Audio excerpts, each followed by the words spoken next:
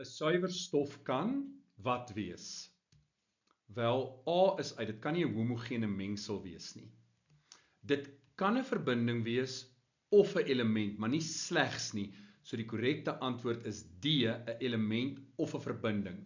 Dink aan koolstof. Koolstof is 'n element, dit is 'n suiwer stof, maar iets soos koolstofdioksied is 'n verbinding en dit is ook 'n suiwer stof, want daar is 'n vaste verhouding tussen die verskillende atome wat voorkom in die molekule.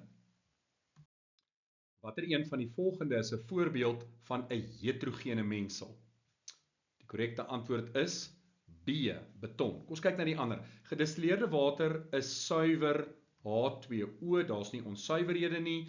Ons het waterstof en suurstof in die verhouding 2:1, dis met ander woorde 'n verbinding wat onder suiwer stowwe val. Beton, sement, gruis, sand, water. 'n Mengsel wat nie 'n uniforme samestelling het nie, dit is met ander woorde 'n heterogene mengsel. Soutwater, jy het water en jy het natriumkloried. Die natriumkloried is 'n sout, dit gaan dissosieer, met ander woorde opbreek in die twee ione, die natriumkatione en die kloriedanione. En dit gaan vir ons 'n homogene samestelling gee, en dit is met ander woorde 'n homogene mengsel. En dan ys. Ys is niks anders as water in die vaste stofvorm nie. Met ander woorde, ook dit gaan 'n verbinding wees wat val onder suiwer stowwe. Die formule NO2- stel 'n wat voor? Nou kom ons kyk. Nitried met 'n D daarso beteken dis N3-. Nitriet is maklik om te onthou, want nitraat met 'n dubbel A is NO3-. Van aat na iet verloor ons een suurstof, so dit word NO2, maar jou lading bly dieselfde. So die korrekte antwoord is B. C is nie korrek nie. Watter een van die volgende simbole verteenwoordig 'n isotoop van fluor 19?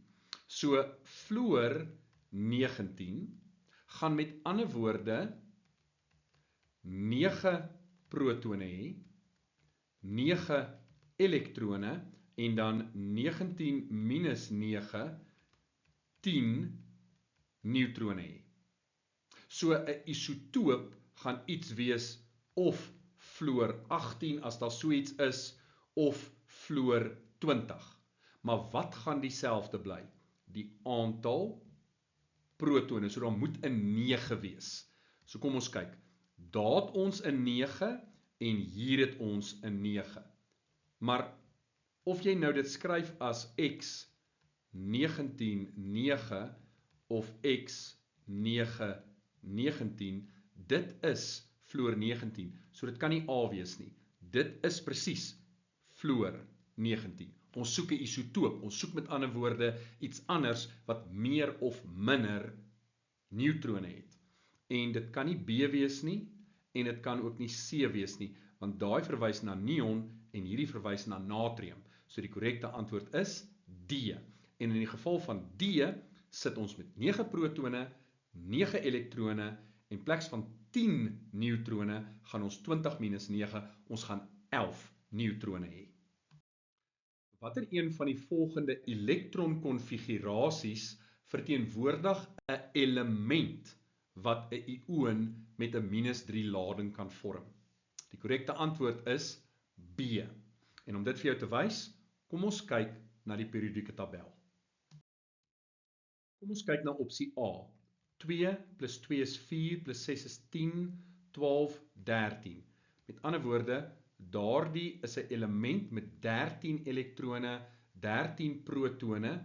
Dit is met ander woorde aluminium.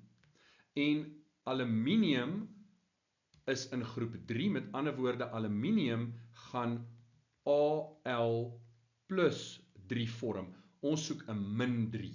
So dit kan nie A wees nie. B 2, 4, 10, 12, 15. 15 elektrone, 15 protone.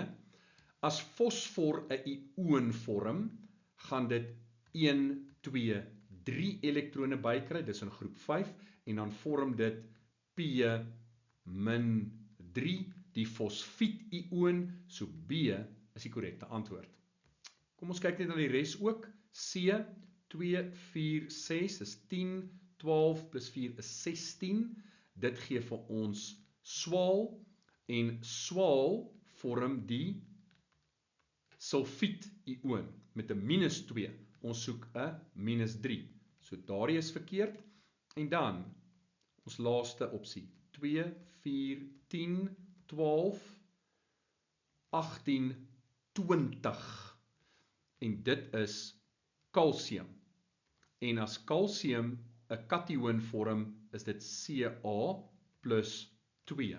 So D is ook verkeerd. Die korrekte antwoord is B. Hierdie vraag is ook gevra in Maart 2016. Die neiging van 'n atoom in 'n molekuul om bindingselektrone aan te trek is C, elektronegativiteit, en ons weet dat die mees elektronegatiewe element op die periodieke tabel is fluor.